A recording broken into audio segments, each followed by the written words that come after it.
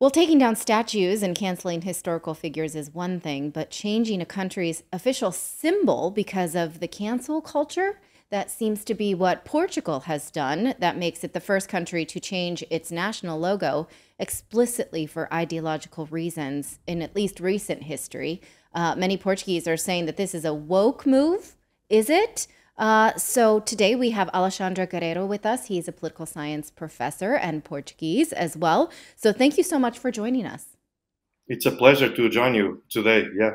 So let's take a look at the old flag, or this is a symbol based on the flag that has some crests and crenellations. And then the new one looks like maybe kindergarten toys. What is your reaction to this? Well, basically, something that the government knows that they can change is the flag, the official flag. They can't touch it without the consent or without the referendum by the Portuguese public. So what did the government decided to do? They decided to change the coat of arms, not the official coat of arms of the state, but the coat of arms of the government. For me, this is this is absurd. This doesn't make any kind of sense at all. This is basically a move in order to start to increase the symbolism of everything that's concerned with our history, with Christianity, with all the centuries that we had in the past. This is a move to try to brainwash the public and to make the public forget that we had all this history. Because from time to time, not only the government, but also some political parties, they come to not only to the newspapers, but also to the public, saying that we have a bad image as a colonial power, a former colonial power, and we need to forget our past and to forgive and to ask everyone, every other people to forgive us for what was our history. This is a woke move indeed, because they defended that this new symbolism is part of an attempt to be more inclusive towards all different minorities that we had dealt with all over our history, which means that we will have to forget Christianity. We have to forget even the symbolism, for example, of the five wounds of Christ, all the seven castles, the way that we conquered that. It was thanks to that we are presently today Portugal. And in my opinion, this is a gross violation of our history and the rejection of what was our history and what was our heritage. So do you think there's like a cutoff point then, because Portugal was colonized by the Moors first. So I guess that doesn't matter. It's only based on modern, I guess, since the 1500s, colonization since then. So that seems selective.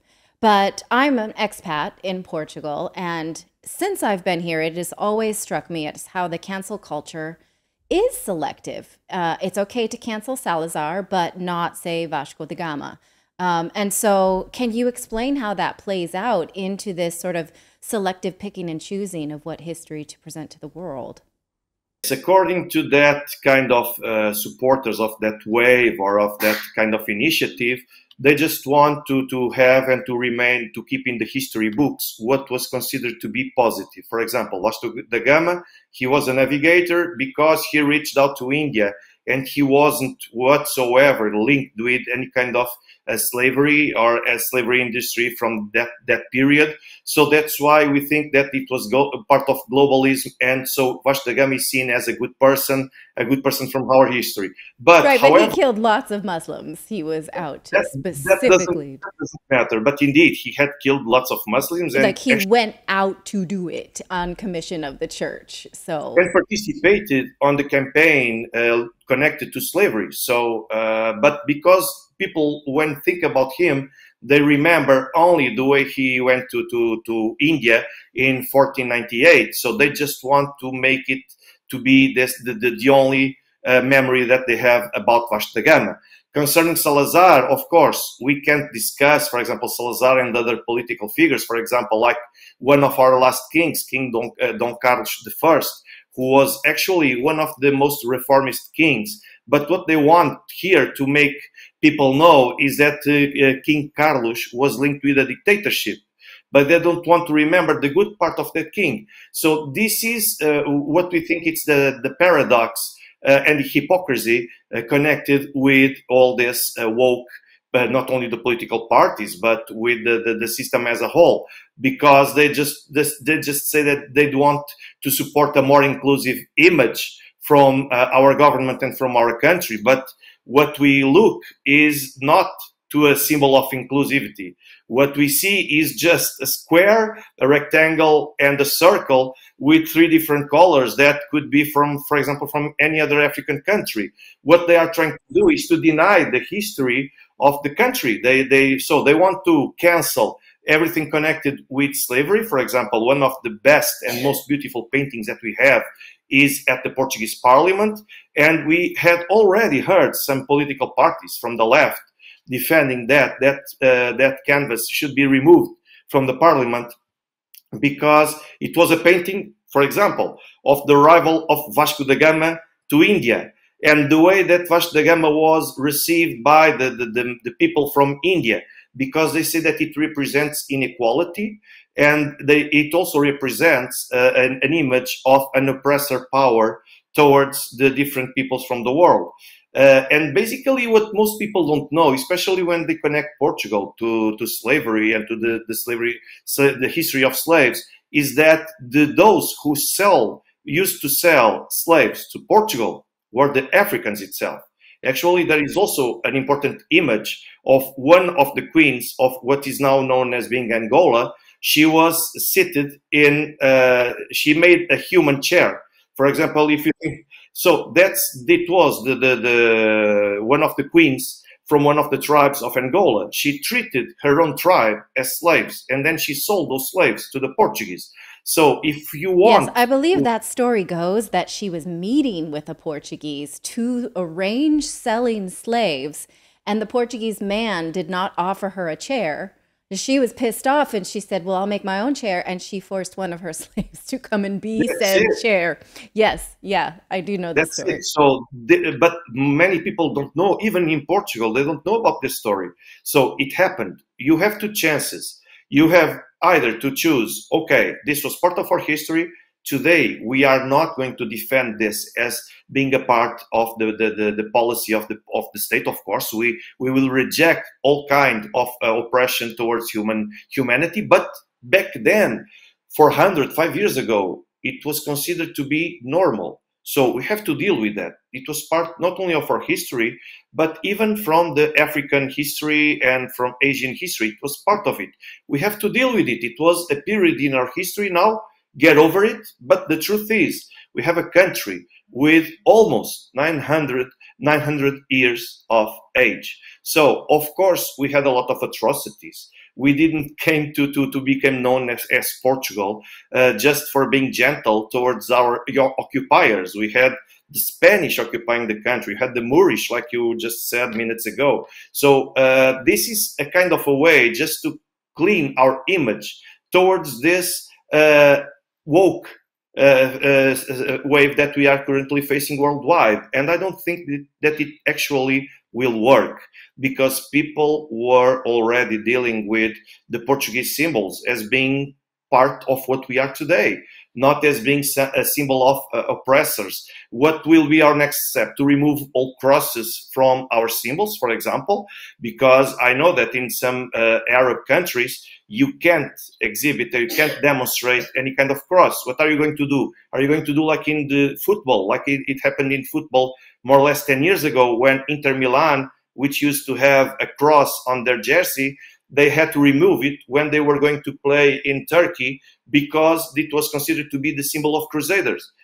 This is absurd. So I thought that Europe was the continent where we actually learned how to deal with all these phenomena. But it seems not, because now you have some extremism trying to dominate the Portuguese politics and European politics as a whole, and try to reject and to avoid our symbols, which cannot be touched. Yes. And the thing that strikes me is that we are not that anymore. America was a land of conquerors, and we still do in some ways. We're in Syria right now, but we don't want that, right? Most American people don't want to be conquerors anymore. The Portuguese are not colonizing anymore. And so this idea that the world was violent for everybody, it's not now, do you think we lose sight of the fact that we actually have it better and we lose the opportunity to, I guess, acknowledge what we are in this point in time and that it is okay to be Portuguese and be proud of that? Yes, of course, definitely. We are kind of losing the opportunity. For example, Salazar. Why is Salazar a forbidden topic, not only at schools, but also at the universities? Why Right. This can't is something that has, I've read many biographies of Salazar, and I'm always like, when is he going to get bad? Like, it seems like he made unpopular decisions, but he was not a cruel person. And as it's taught to my children in school, is a completely different thing than what actually happened. But even if we wanted to share a negative idea of Salazar, why can't we discuss his legacy?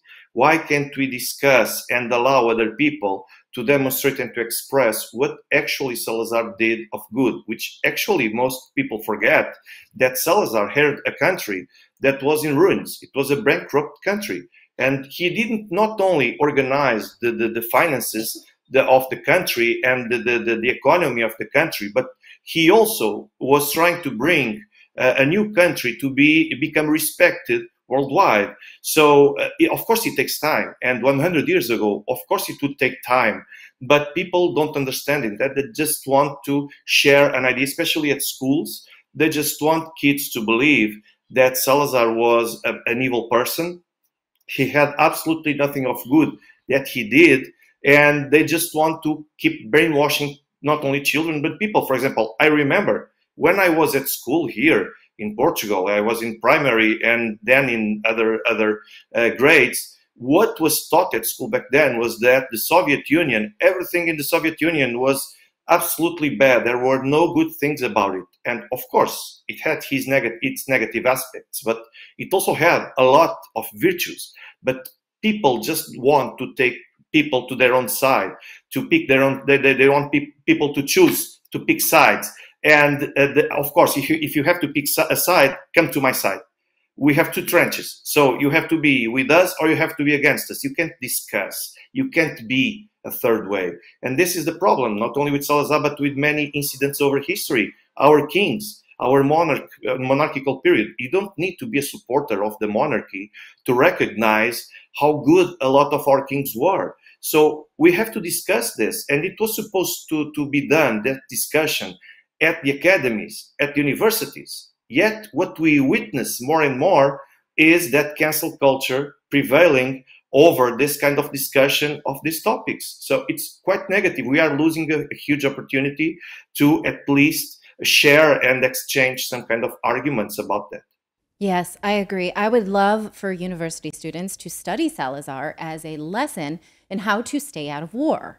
I think everybody should at least consider this because we need it right now more than ever. So thank you for breaking this down for us. It's just such a strange move, and I'm glad at least there are people who are able to see it for what it is and what it I guess is attempting to do. So it's always a pleasure to talk to you. Thank you so much for coming on Redacted. Also, take good care. Bye-bye. Thank you so much for watching this segment here at Redacted. We are live every day at 4 p.m. Eastern Time, trying to share the stories that the mainstream media will not cover. You should also come over and join our community of Redacted Rebels over at redacted.inc. That's our private locals community where we can share exclusive content that we simply cannot share here on YouTube. Come over and join the rebellion together right now by going to redacted.inc. We'll see you next time.